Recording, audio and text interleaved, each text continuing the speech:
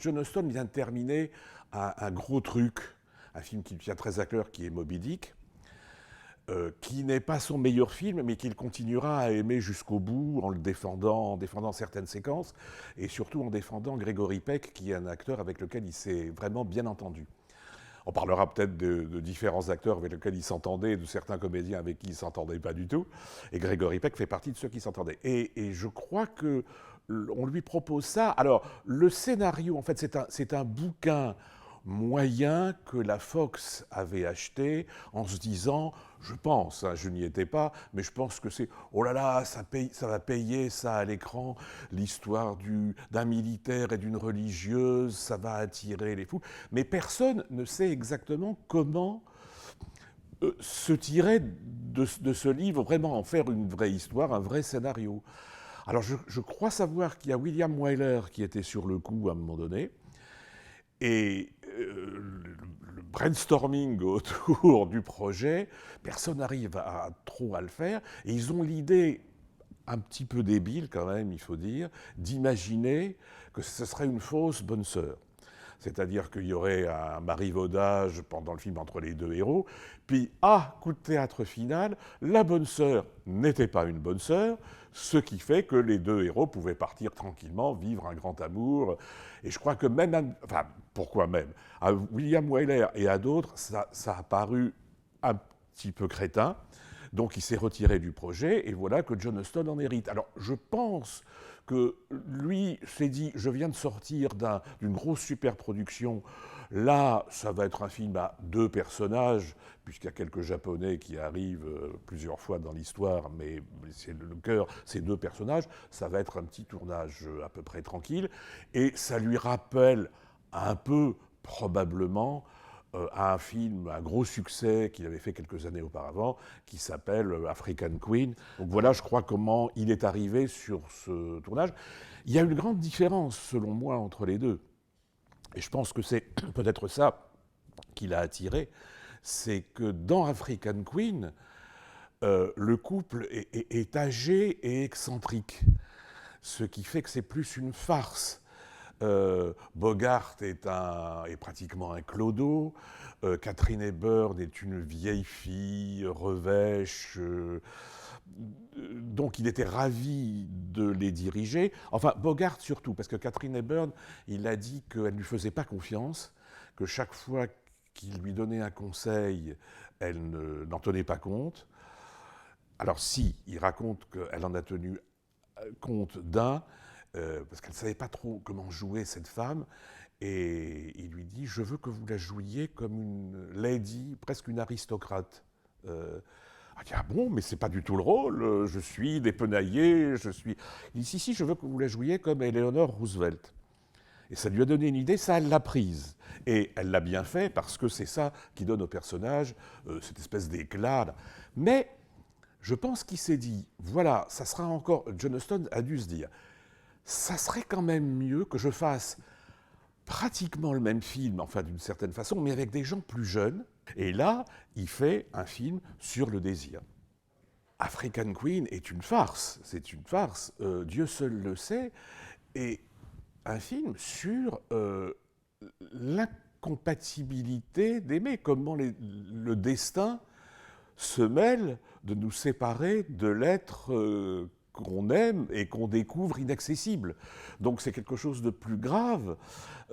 Et en même temps, il y a entre Robert Mitchum et Deborah Kerr un marivaudage, mais un marivaudage qui ne verse jamais ni dans la farce, ni dans la vulgarité, encore que dans African Queen, ce n'est jamais vulgaire. Mais là, c'est purement dramatique. Ce qui est très beau, dans Dieu seul le sait, c'est l'évolution des personnages. Par exemple, les premières scènes, qu'est-ce qu'on voit? On voit Mitchum naufragé dans un canot qui se débat et qui aborde sur une île. Alors c'est la guerre, bien sûr, mais John Huston la filme comme pratiquement une île paradisiaque. C'est l'Éden, c'est le début du monde. Et là, que trouve Robert Mitchum? Une femme, mais une femme qu'il découvre vite, une religieuse. Et donc très vite, John Huston s'amuse à les considérer tous les deux dans un premier temps comme des enfants émerveillés. C'est-à-dire qu'il n'y a aucune trace à ce moment-là, dans la première partie du film, d'équivoque ou même de sensualité. Il y a un homme et une femme, mais un petit garçon et une petite fille. C'est très visible dans la séquence de la pêche à la tortue, à un moment donné, où il joue. Il repère une tortue, il faut l'attraper pour se nourrir, mais le comportement des deux est filmé comme deux enfants qui s'amusent.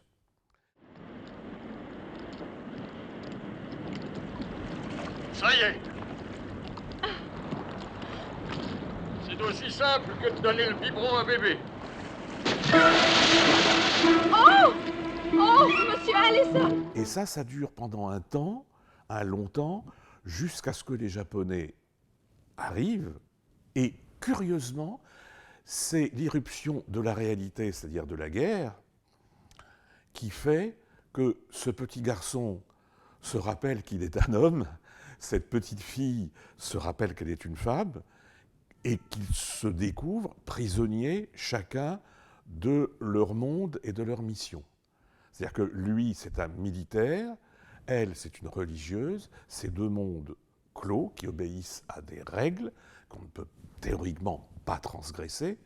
Et l'œil ironique de John Huston, parce que c'est un grand moqueur et un grand pervers en même temps, c'est de se dire et de nous dire, voilà, quand est-ce qu'ils vont craquer ?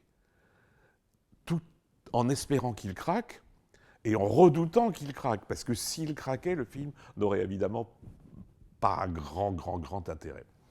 Et c'est très marrant de voir l'habileté avec laquelle il va peu à peu faire apparaître le trouble, faire apparaître la sensualité à travers 3-4 séquences qui sont magnifiques. Vous savez, la censure, je ne suis pas pour, hein, soyons clairs, je ne suis pas pour. Mais je pense que certains s'en accommodent plus que d'autres. Et Huston, qui est un grand malin, a toujours su se servir des difficultés de la censure pour provoquer des sentiments cachés et de révéler des sentiments cachés en quelque sorte. Par exemple, là, les stades où l'évolution, à partir du moment où les deux se regardent comme des adultes, il y a d'abord le stade de l'amitié où il lui offre un peigne. Bon, un peigne, c'est rien du tout. Et en même temps, c'est le désir inconscient que le personnage éprouve de voir ses cheveux, de voir, puisqu'ils sont cachés sous le voile. Et il y a une réplique où on a dit, bon, bah alors ça me servira peut-être à brosser ma barbe. Enfin, et ils sont très gênés, elle aussi, bien entendu. Est-ce qu'il vous plaît vraiment? Oh oui.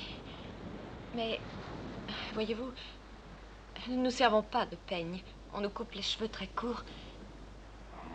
C'est vrai? Dès que nous prononçons nos vœux.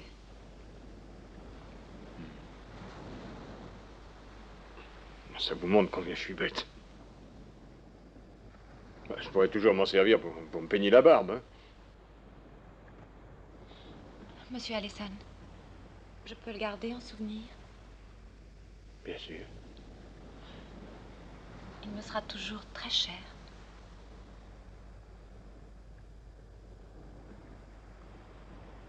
Et c'est bien qu'ils ne se touchent pas, qu'il n'y ait pas d'élan, en quelque sorte. Ils sont à une distance respectueuse l'un de l'autre, mais ils ne peuvent pas aller au-delà, en quelque sorte. Et là, c'est véritablement le stade de l'amitié amoureuse, mais il la regarde là comme une femme, et elle le regarde comme un mec, d'autant que Deborah Kerr, sous ses habits religieux, est extrêmement sensuel, et que lui, est question virilité, il est pas mal non plus, en quelque sorte, Mitchum. Et le stade suivant, c'est ce que j'appelle l'aveu, c'est lorsque brusquement, il lui dit ne prononcez pas vos vœux définitifs. Il ne peut pas lui dire autrement, de façon plus forte, je vous aime, je vous désire. Il le dit comme ça, Le plan est superbe. On voit Mitchum comme ça, avec une espèce de regard éperdu. C'est vraiment, il y a comme ça dans le cinéma quelques aveux amoureux qui sont très importants. Ma sœur, il faut absolument que je vous le dise. Quoi? Quand vous serez rentrée chez vous, ma sœur, ne le faites pas, je vous en prie. Je vous en prie, le faites pas. Mais quoi donc? Ne prononcez pas ces vœux, les définitifs. Ne le faites pas, je vous en prie.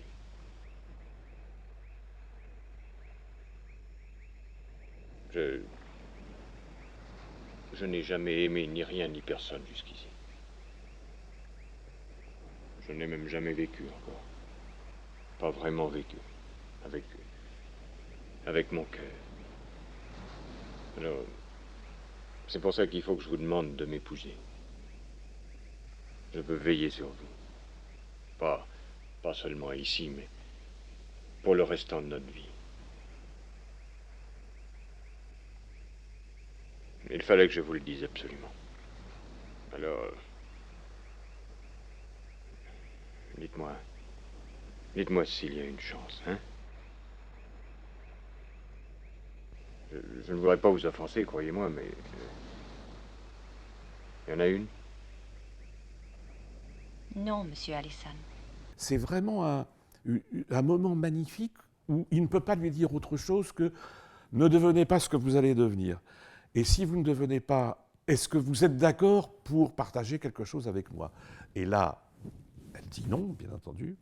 Et la troisième scène, qui est pratiquement une scène de sexe, c'est lorsque, étant malade, elle a fui sous la pluie, elle a eu de la fièvre, et elle se réveille, et on comprend évidemment qu'il a dû la déshabiller.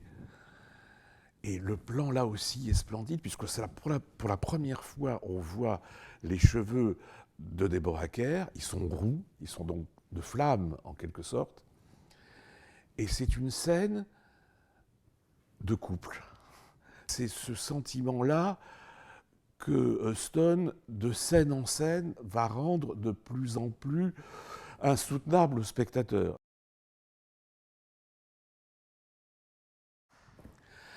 Deborah Kerr est une actrice anglaise, il ne faut pas l'oublier parce qu'elle est importante, parce qu'elle a toujours une espèce de maintien comme ça dans ses rôles. Même à Hollywood, elle était considérée comme une grande dame, en quelque sorte. C'est vrai que les cinéphiles l'ont un peu perdu de vue. Il y en a une ou deux comme ça, dont on oublie aujourd'hui à quel point elle savait tout faire. Il y a Deborah Kerr, il y a Barbara Stanwyck aussi, qui est un peu oubliée. Et on s'aperçoit chaque fois qu'on voit ces deux comédiennes-là qu'elles pouvaient être très rigolotes dans la comédie, très émouvante dans le drame, mais c'est vrai qu'elle n'est pas devenue un mythe comme Marilyn ou comme Audrey Hepburn, Audrey Hepburn a traversé le temps. Mais c'est vrai que Deborah Kerr avait... Alors, elle était anglaise, elle a donc la classe, et Hollywood l'a toujours utilisée comme une bourgeoise qui pourrait être tentée de devenir autre chose. Une bourgeoise susceptible de chuter, en quelque sorte. C'est très visible dans un de ses plus grands succès, qui est Tant qu'il y aura des hommes, de Fred Zinman. Fred Zinman utilise Deborah Kerr comme un masque, en quelque sorte. Parce que la censure, il va filmer une scène qui est restée célèbre, c'est Burt Lancaster et elle, allongés sur le sable, avec là aussi des vagues qui viennent les recouvrir, et ça va devenir une des scènes érotiques du cinéma hollywoodien. Mais en même temps, il est sûr, comme ça, que la censure va s'offusquer de cette séquence-là, qu'elle va dire est-ce qu'on ne voit pas trop, est-ce qu'il faut la supprimer ou pas, alors que le but de Fred Zinman dans Tant qu'il y aura des hommes, c'est d'essayer de montrer tous les rapports troubles, sadomaso et homosexuels entre Montgomery Clift, qui est l'autre héros du film, et tous les hommes autour de lui, Frank Sinatra, enfin dans le milieu, etc. Donc elle est utilisée comme trompe-l'œil en quelque sorte par Fred Zinman. Et elle continuera dans tous ses films, parce qu'elle a eu une très longue carrière hollywoodienne. Elle a eu 6-7 nominations aux Oscars sans jamais l'obtenir. Euh, Ça arrive à des gens très bien. Greta Garbo l'a jamais eu, Marilyn l'a jamais eu non plus. Donc voilà, elle représentait un peu la sagesse, mais qui pouvait être vertigineuse. Les rapports entre John Huston et elle ont été absolument parfaits, et il la reprendra quelques années plus tard dans La Nuit de l'Iguane, en 64, où il donnera d'ailleurs un petit peu le même rôle, c'est-à-dire quelqu'un qui est la servante d'un poète un peu lunaire et un peu fou, pas la servante, enfin elle est l'accompagnatrice en quelque sorte, et là aussi elle est habitée par une pureté inextinguible. Visiblement Huston la voit comme ouais, celle qui ne faillit pas, qui pourrait faillir, mais qui ne faillira jamais. Mitchum, c'est une rencontre. John Huston n'était pas un cinéaste difficile avec les acteurs, il les aimait beaucoup, vraiment. Donc, il avait plutôt tendance à les protéger, à les materner, alors, sauf quand ils étaient des casse-pieds. Par exemple, on sait très bien qu'il s'est mal entendu avec Montgomery Clift, pour lequel il avait une grande tendresse, mais Clift était ingérable. Déjà, pour les Misfits, c'était dur. Comme Huston raconte, il avait peu de texte à dire, mais ce texte, il n'arrivait pas.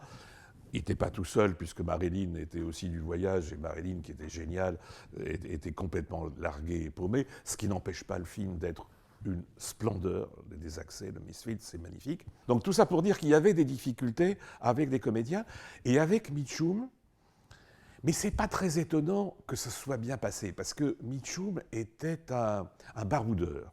John Huston aussi, d'une certaine façon. Donc ils se sont retrouvés.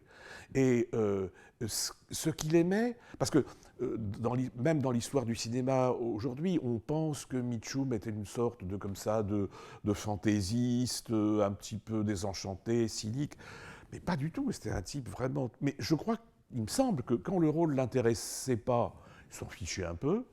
Mais quand le rôle l'intéressait, il était passionné et tout à fait professionnel. Donc entre Deborah Kerr et lui, ça s'est admirablement passé. Et entre Huston et lui aussi. Huston raconte que, à un moment donné, Mitchum devait, lorsqu'il va chercher de la nourriture la première fois pour Deborah Kerr, chez les Japonais, il devait ramper comme ça sur des feuilles, et bon, ça avait l'air, bon, il rampe, et puis Huston lui dit, refais-le, s'il te plaît. Il le refait, il l'a refait 3 fois, et en se relevant, Huston dit, je me suis aperçu qu'il avait la poitrine complètement en sang, parce que personne ne s'était aperçu que c'était des herbes coupantes, quoi. Enfin, etc. Et je crois qu'il admirait beaucoup le courage physique, Huston, et il a été absolument frappé en disant qu'il n'y a pas eu une plainte, il n'y a pas eu « Ah, j'ai mal, ah non, je recommencerai pour rien au monde ». Bon, ça n'a l'air de rien peut-être quand je le raconte là, mais je pense que sur le tournage, comme ça un peu, pour lui, c'était une preuve de courage. Mais c'est très curieux de la part de John Huston, il trouvait, par exemple, du courage à des gens inattendus. Par exemple, sur le tournage de Plus fort que le diable, avec Bogart, avec Jennifer Jones, et très curieusement Gina Lollobrigida, que fiché là, on ne sait pas trop bien, mais elle a une réplique qui est géniale dans Plus fort que le diable. Elle dit à un moment donné à Humphrey Bogart, en voyant quelques louches individus rôder, elle dit ces hommes sont dangereux. Et Bogart lui fait ah bon, pourquoi? Ils n'ont pas regardé mes jambes. Ce que je trouve une réplique absolument formidable. Et toujours est-il que pour Truman Capote, qui était le co-scénariste du film, il dit qu'il n'a jamais vu un garçon aussi courageux que Truman Capote, capable de réécrire. Alors, avec Truman Capote, ils avaient un point commun, c'est qu'ils picolaient beaucoup. Mais il ne tarit pas d'éloges sur Truman Capote, qui, a priori, était à l'opposé de cette espèce d'image de virilité, de force que Stone adorait et qu'il trouvait chez Mitchum. Mais autrement dit, voilà, il pouvait trouver du courage physique chez Mitchum et un courage moral total chez Truman Capote.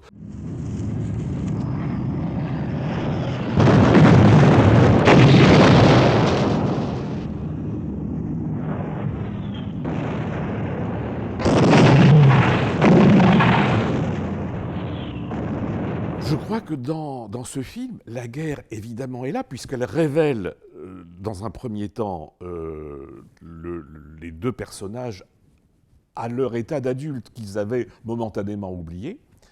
Et puis la guerre, alors, permet à John Huston c'est la seconde grande réussite du film, la première étant les émois amoureux et la montée du désir chez les deux personnages. La seconde réussite, c'est le suspense. Bon, c'est presque un cliché de dire Hitchcockien, mais c'est un suspense qui est, alors là, il est d'une habileté et d'une élégance formidable, puisque le suspense, en gros, là aussi, il progresse par étapes. La première fois qu'il y a un vrai suspense, il est auditif. C'est-à-dire qu'ils sont dans la grotte et ils entendent les Japonais qui s'approchent. Les Japonais vont-ils les découvrir ?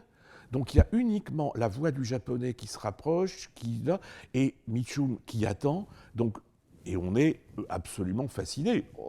Comment ça va se terminer ?